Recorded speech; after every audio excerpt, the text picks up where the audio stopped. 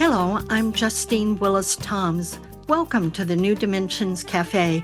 Today I'm hosting Dr. Brian Thomas Swimme and Monica DeRaspe-Bolles. They are the co-authors and co-producers of The Story of the Noosphere. I'm speaking with Brian and Monica at their homes by remote connection. Welcome, Brian, Monica, to the New Dimensions Cafe. Great to be here, Justine. Great to have you. Many of us are not aware of the idea of the noosphere, and the noosphere is spelled Noosphere, but it's considered the third stage of Earth's development after the geosphere, the biosphere, and now this noosphere. So what is this new or maybe it's not new, maybe it's very old, the noosphere? Well, just as you said, we have the 4 billion year history of Earth. Earth starts off as molten rock, the geosphere, then gives birth to life, the biosphere. And now we have this situation where all over the planet, humans and human culture is determining the direction of the evolution of a planet. It just is so mind-boggling. It's really hard to take in. I mean, here's one fact that people can use to get this, is that right now, the technosphere, that which humans have created, the technosphere is as the same weight as the biomass of the planet. Just we've gone to that level, and most of this has taken place without awareness of what was happening. We moved forward as individuals or as workers, as part of a corporation, as a soldier in the military. But we didn't realize that we really are a planetary force. We're not just individuals, not just mammals, not just humans. We are something like the biosphere itself. Earth has been constructing ever more powerful brains since the beginning. Earth seems to seek to complexify, and that process we call cerebralization, the making of ever more complex brains. So the global brain is the noosphere. An early brain may have been like a collective nervous system, like a sea jelly or a coral reef, but and then collective brains of brains, like an ant colony, where no one ant knows the route to all the food, but the colony does.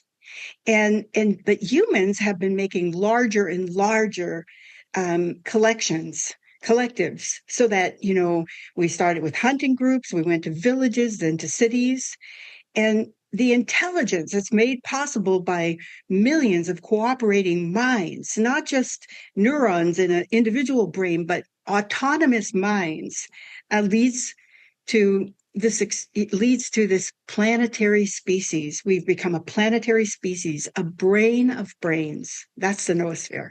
Oh, I love it. A brain of brains. And I'm realizing, too, that the title of your video series and the book that you have co-written, The Story of the Noosphere, is a new story, so to speak. And storytelling is really important, and you are telling a new story. Am I seeing this correctly? Yeah, and there are different ways of saying what's new about this story. But the simplest way to convey it is that that throughout human history, the universe was considered to be something like a place, like an empty room. And what we discover now is that no, the universe is evolving. The universe as a whole is developing, and here would be a radical interpretation. This is not something that all scientists would agree to, but the radical interpretation is that the human and planet Earth are developing like an embryogenesis, like a young organism complexifying, and that this is not something that's accidental. It's the nature of the universe to give birth to life and mind, and in our case, right now, the noosphere. And would you add to that that developing a greater sense of community and connection? Exactly. That would be the ultimate aim, is that the development of intimate community is what the universe is aiming at. I mean, it can also be said the universe is aiming at ever more complex communities that give rise to ever more intense states of consciousness. And Teilhard de Chardin just summarized that by saying, this is the law of complexity consciousness. The later we move into evolutionary time, the more complex the organisms and the communities in which they live, and the more powerful the consciousness. Complexity also can lead to chaos. I want to hear Monica on this, but let me just start off with an example from our book that addresses that. Insects found a way to fly, and one of the theories is that this process began with the insects that first came out of the ocean, and they have to deal with the heat from the sun, and they develop little pads that would blow away the heat, like fans on their back, fans, and they did well. And so as they did well, the fans grew until suddenly they lifted off. So it wasn't that the insects were aiming at flight; they're aiming at staying cool enough to thrive. But suddenly, imagine this: suddenly they're up, flying through the air. They have minds. They have a form of consciousness that excels in a two-dimensional plane. And now suddenly they're thrown into a third dimension. That is exactly what has happened to us. We have discovered developmental time, and we weren't prepared for it. We're now trying to come into harmony with this amazing process. Monica. And out of the insects that began flying, came the complexification of the biome with flowers that had never existed before, because suddenly you have, all these pollinators flying from place to place. So out of chaos comes order. And in an irreversible, time developing world, you need chaos to bring about new levels of organization. It's the opposite of a stability that hardens and prevents creativity from happening. Let me just give one last thing here. So as individual humans and members of nation states and so forth, we develop power. And we thought that this power was for enhancing the nation we grew up in, or enhancing our profits and so forth. But so we developed power at the level of a planet, and we attempted to manage this with ethics and consciousness at the level of a civilization. Something more is required. We need a planetary wisdom that can manage the planetary power we've become. And in order to break up power, you need to go back to an earlier stage. You almost have to break down whatever structures are holding it in place so that you can go back to where other potencies that once existed and for some reason no longer exist. They were transient. Those powers are not available. Those potencies aren't available any longer because the power structure has become so hardened, and you need chaos to break those things up. So the chaos is not something to be afraid of or to No. despair over. And I'm just thinking, do we need to see the outcome or even vision an outcome a certain way or certain direction in order to participate in this global mind? I would say that's impossible.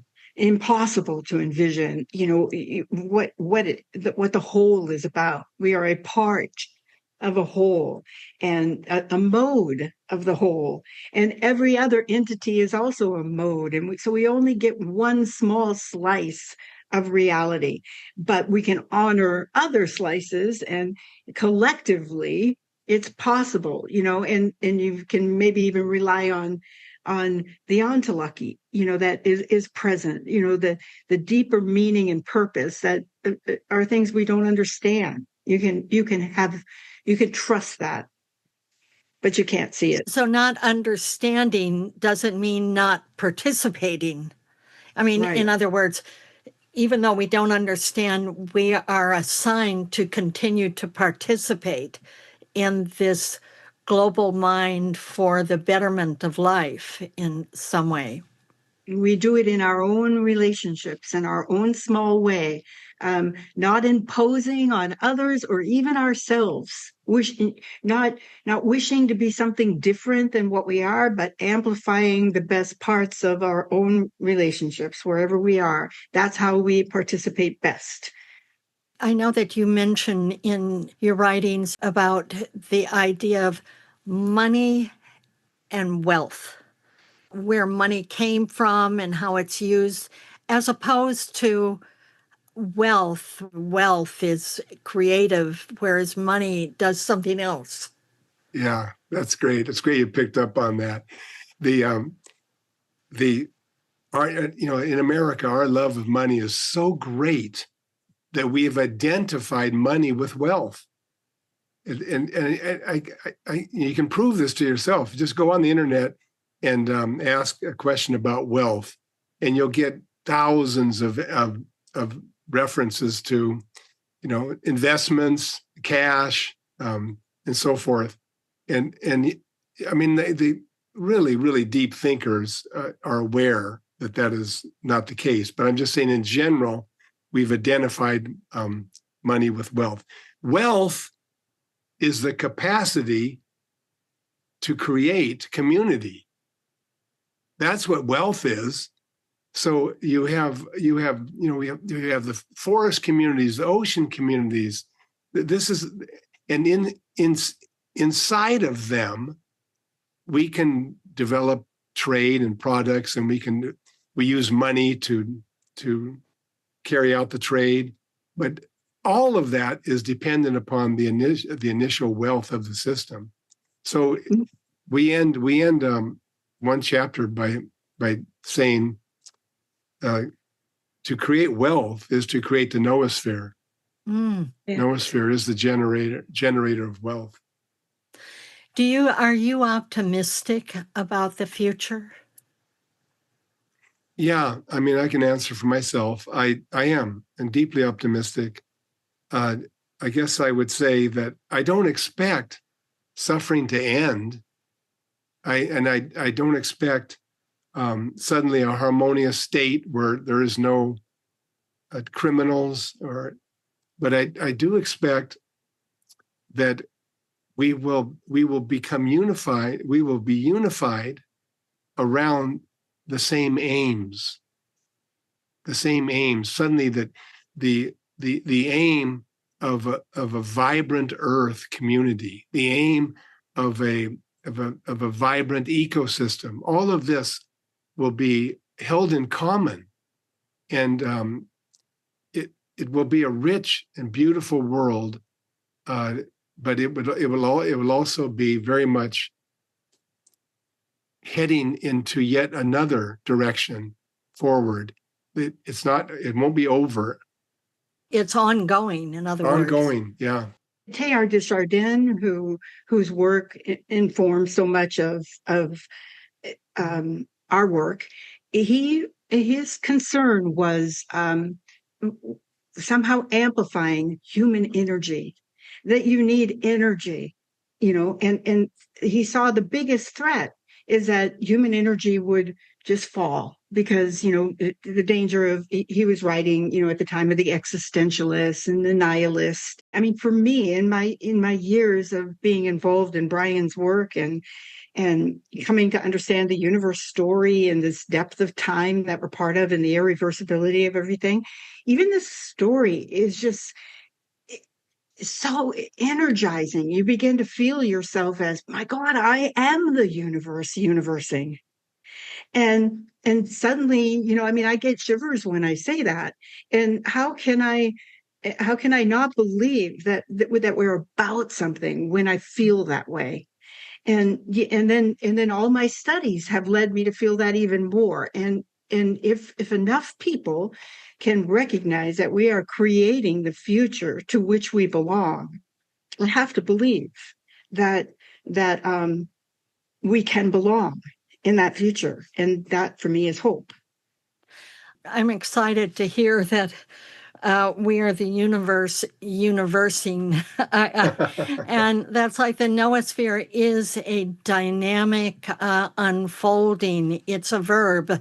It's not static. It's something that we're creating ongoing, and humans are participating in that whole endeavor. Which is now a major transformation. Major, so you get the universe in the beginning, from primordial plasma to the galaxies and the stars, and then you get the chemicals and bits of matter that we've identified on the periodic table diversify into giraffes, and as Brian's work has so informed us. But then you get one human species that their brains begin to come together in a way in which it's growing, and that's the noosphere. So that's a transformation. Going back to the word hope and despair, and here's a vision of appreciating what humanity has done. I mean, because it's so easy for us to get filled with despair at what's going on. So here it is. It's a little bit strange, but it's something that is helpful. It can be. So we watch football. We watch football, NFL, and there are 80,000 humans are cheering for the teams. But what we know is if you put chimpanzees, if you took out the humans and put in chimpanzees right there in the seats of the stadium, they would erupt in mass murder. I mean, this has been observed in zoos. They have no way of dealing with that many other chimpanzees that close. It'd be massive mayhem. And so this is a great achievement of humanity. We were once basically identical to chimps, but we developed the insights and the understanding and the compassion and the empathy to actually be together in that size of a population. And so even though it took a long time, right? Even though it took a long time, we did it. And now we're challenged with this next step, to get to that deep commonality that involves people from Russia and Ukraine, and we are deeply similar, and we're kin. We're all relatives. So that image of the chimps, it gives me hope.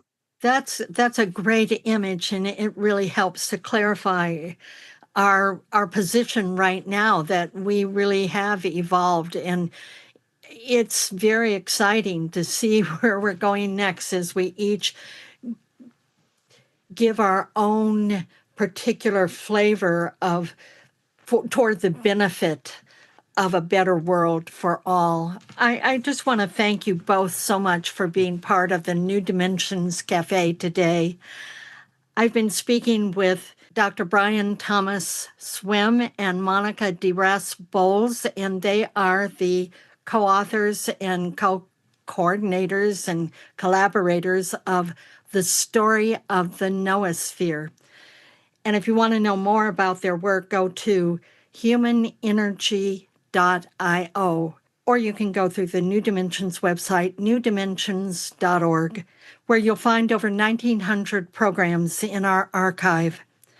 I'm Justine Willis-Toms. I want to thank you for joining us at the New Dimensions Cafe, and I encourage you, please do join us again.